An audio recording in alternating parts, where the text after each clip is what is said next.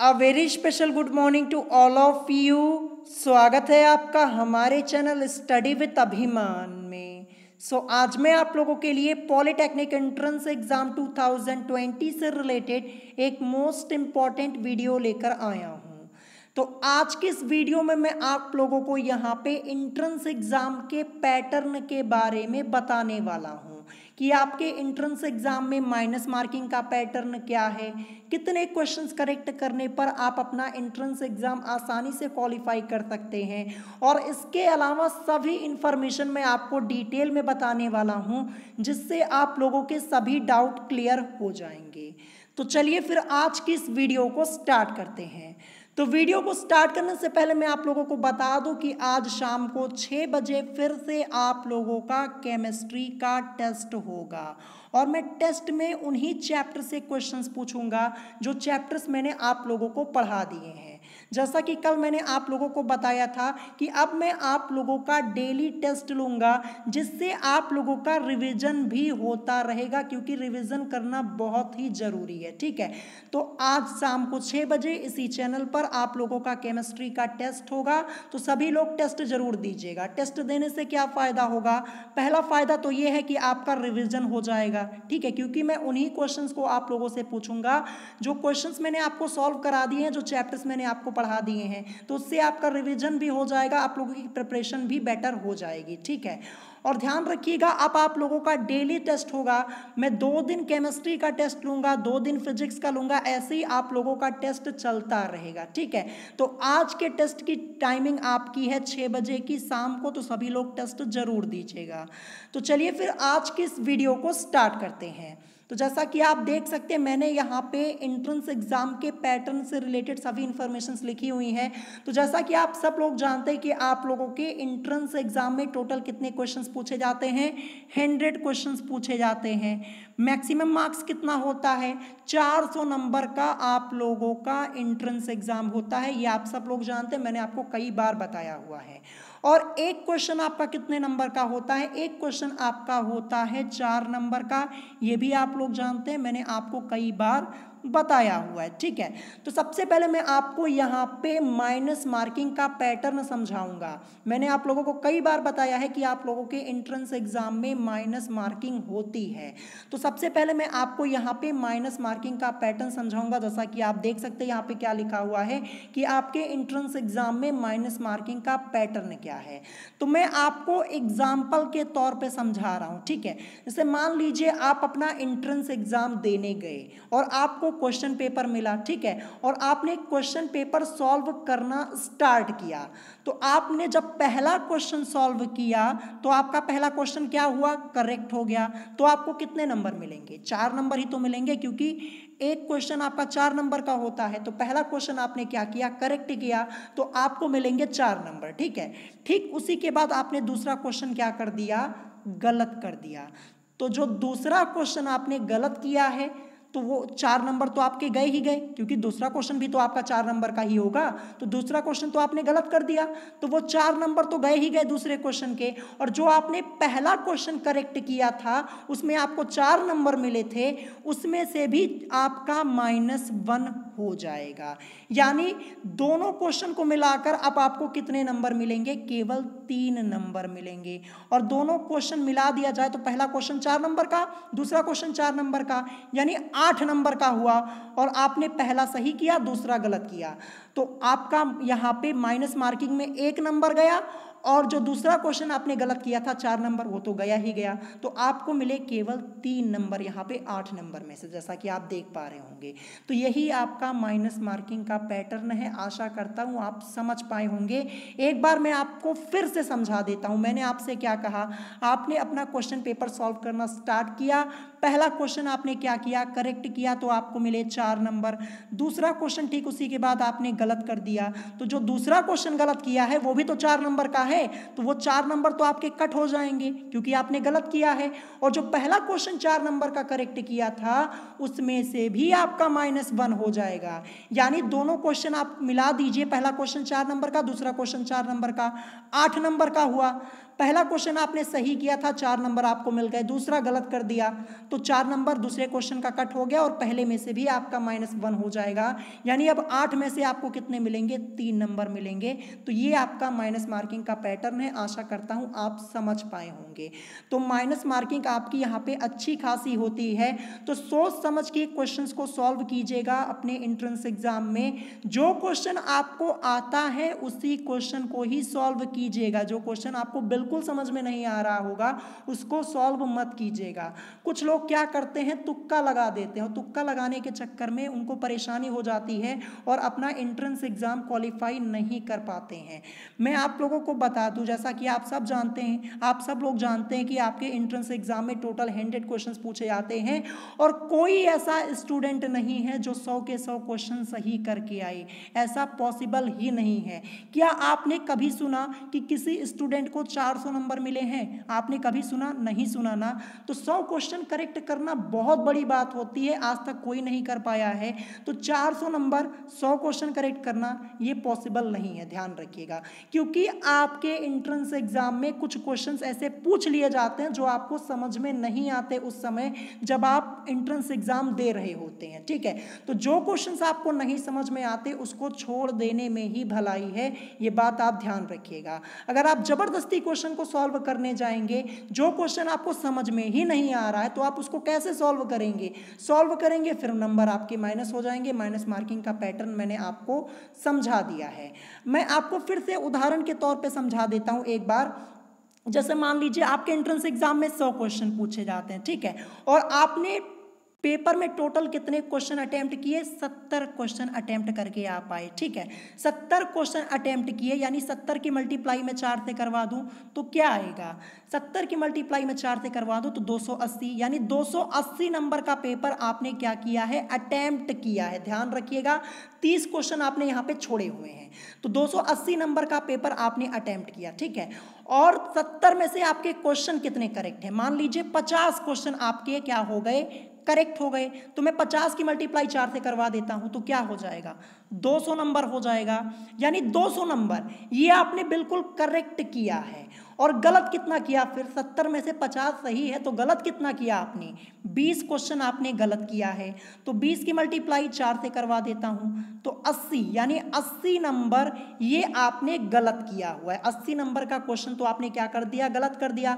तो टोटल आपने अटेम्प्ट कितना किया था, 280 किया था ना, और 280 में से 80 नंबर का आपने गलत कर दिया। तो 280 में से मैं 80 को लेस कर दूं तो क्या मिलेगा, 200 नंबर मिलेगा ना, 200 नंबर मिलेगा।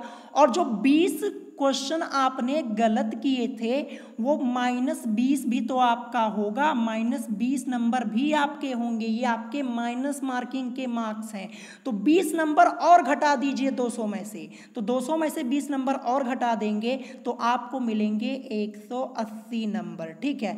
तो आप समझ गए होंगे डिटेल में कि आपका माइनस मार्किंग का पैटर्न क्या है। एक बार फिर से समझा देता हूं, 70 क्वेश्चन आपने किए अटेम्प्ट, 100 में से 70 क्वेश्चन आपने किए हैं, 30 क्वेश्चन आपने छोड़ दिए। आपको जैसे मान लीजिए 30 क्वेश्चन नहीं आ रहा, आपने छोड़ दिए, 70 क्वेश्चन आपने अटेम्प्ट किए, यानी टोटल 280 नंबर का पेपर आपने अटेम्प्ट किया, जिसमें 50 क्वेश्चन आपके क्या हुए, करेक्ट हुए, यानी 200 नंबर आपने करेक्ट किया था। लेकिन 70 क्वेश्चन आपने टोटल अटेम्प्ट किया है ना, 50 करेक्ट है तो इसका मतलब 20 आपने गलत किया। तो 20 गलत किया यानी 20 की मल्टीप्लाई 4 से, क्योंकि एक क्वेश्चन 4 नंबर का आपका होता है, तो 80 नंबर का आपने गलत किया था। तो ये तो गलत वाला हो गया, जो गलत किया था 80 नंबर का वो कटेगा। तो 280 में से मैं 80 को लेस कर दूंगा तो क्या मिलेगा, 200 नंबर मिलेगा। और जो 20 क्वेश्चन आपने गलत किया था उसका भी तो -20 होगा, माइनस मार्किंग वाला। तो यहाँ पे 200 में से 20 को लेस कर दूंगा, 180 नंबर आपको मिलेंगे। आशा करता हूं ये पैटर्न आप समझ पाए होंगे। यही आपका माइनस मार्किंग का पैटर्न है, मैंने आपको यहाँ पे डिटेल में समझा दिया। तो आशा करता हूं आप लोगों का डाउट यहाँ पे क्लियर हो गया होगा। तो तुक्का मत लगाइएगा, ये बात आप ध्यान रखिएगा। मैंने आपको कई बार बताया है कि जो क्वेश्चन आपको एंट्रेंस एग्जाम में आए उसी क्वेश्चन को सॉल्व कीजिएगा, ठीक है। अब देखते हैं आगे मैंने यहाँ पे क्या लिखा है। आगे मैंने यहाँ पे लिखा है कि कितने क्वेश्चंस करेक्ट करने पर आप अपना एंट्रेंस एग्जाम क्वालिफाई कर सकते हैं। बहुत सारे स्टूडेंट्स बार बार मुझसे यही कमेंट करके पूछते हैं कि सर कितने क्वेश्चंस हम करेक्ट कर दें कि हमारा एंट्रेंस एग्जाम आसानी से क्वालिफाई हो जाए। तो चलिए मैं आपको यहाँ पे एक सेव स्कोर बता देता हूँ, ठीक है। सेव स्कोर आप लोगों के लिए क्या रहेगा, अगर आप 60 से 65 क्वेश्चन करेक्ट कर देते हैं तो 100% आप लोगों का एंट्रेंस एग्जाम क्वालिफाई हो जाएगा।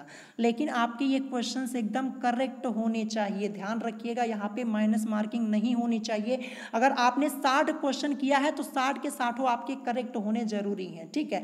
तो अगर 60 क्वेश्चन अगर आप करेक्ट करेंगे तो आपको कितने नंबर मिलेंगे, 60 की मल्टीप्लाई में 4 से करवा दूँ तो आपको मिलेंगे 240 नंबर, यानी 60 क्वेश्चन करेक्ट करने पर आपको 240 नंबर मिलेंगे। और 240 नंबर ज़्यादा होते हैं, बड़े आसानी से आपको एक अच्छे गवर्नमेंट कॉलेज में अच्छी ब्रांच से एडमिशन मिल जाएगा। लेकिन कंडीशन यही है कि 60 क्वेश्चन आपके करेक्ट होने चाहिए, गलत नहीं होने चाहिए, ठीक है। तब आपको बड़े आसानी से यहाँ पे गवर्नमेंट कॉलेज मिल जाएगा। और वैसे भी मैंने आपको कैटेगरी वाइज सारी चीज़ें पहले ही डिटेल में बता दी हैं कि कितने नंबर लाने पर आपको गवर्नमेंट कॉलेज मिल जाएगा और अच्छी ब्रांच से मिल जाएगा। सारी चीज़ें मैंने आपको डिटेल में बताई हैं, वो वीडियो नहीं देखा है तो आप चैनल पे जाकर देख सकते हैं। तो मैं यहाँ पे कैटेगरी वाइज नहीं बता रहा हूँ, मैं आपको सिर्फ यहाँ पे एक सेफ स्कोर बता रहा हूँ, ठीक है। वैसे आपको अपना टारगेट क्या रखना है, आप अपना टारगेट थोड़ा बड़ा ही रखिए, बड़ा टारगेट रखेंगे तो कोई दिक्कत नहीं होगी आपको। आप अपना टारगेट रखिए 70 क्वेश्चन करेक्ट करने का, ठीक है। 70 क्वेश्चन मैक्सिमम रखिए। अगर आप 70 क्वेश्चन करेक्ट करके आते एकदम सही तो आपको कितने नंबर मिलेंगे, 4 से मल्टीप्लाई करवा दीजिए तो आपको मिलेंगे 280 नंबर, बहुत ही ज़्यादा होते हैं, ठीक है। ध्यान रखिएगा, आपको टॉप 10 कॉलेज में बड़े आसानी से एडमिशन मिल जाएगा अगर आप इतने नंबर ले आते हैं, ठीक है। तो अपना टारगेट 70 से 75, अगर आप 75 क्वेश्चन का रखना चाहते हैं 75 का रख लीजिए। लेकिन ये पेपर पे भी डिपेंड करता है, ध्यान रखिएगा। अगर पेपर ईजी आता है तो बड़े आसानी से आप क्वेश्चन को सॉल्व कर पाएंगे, और अगर पेपर टफ आ गया तब आपकी यहाँ पे कट ऑफ भी डाउन जा सकती है। ध्यान रखिएगा, ये पेपर पे डिपेंड करता है कि आप कितने क्वेश्चन करेक्ट कर सकते हैं। लेकिन टारगेट तो आप अपना बनाएंगे ही, और आप लोगों ने अपना टारगेट बनाया भी होगा कि हाँ हमें 70 क्वेश्चन अटेम्प्ट करने हैं, इतने करेक्ट करने हैं, 80 क्वेश्चन करने हैं। लेकिन ध्यान रखिएगा 100 क्वेश्चन का टारगेट मत बनाइएगा, 100 क्वेश्चन कोई करेक्ट नहीं कर सकता, ये बात ध्यान रखिएगा।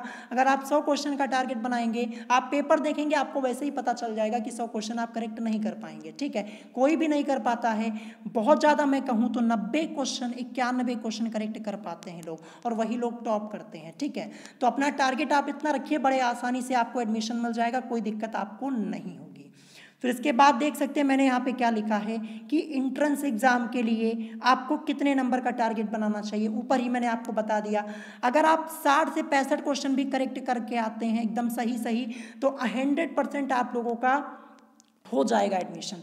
अगर इससे नीचे भी आपका बाई चांस आ जाता है, ऐसे मान लीजिए आपने 50 क्वेश्चन भी बिल्कुल करेक्ट किए हैं, तब भी आपको 200 नंबर मिलेंगे और तब भी आपको एडमिशन मिल जाएगा बड़ी आसानी से, दिक्कत नहीं होगी, ठीक है।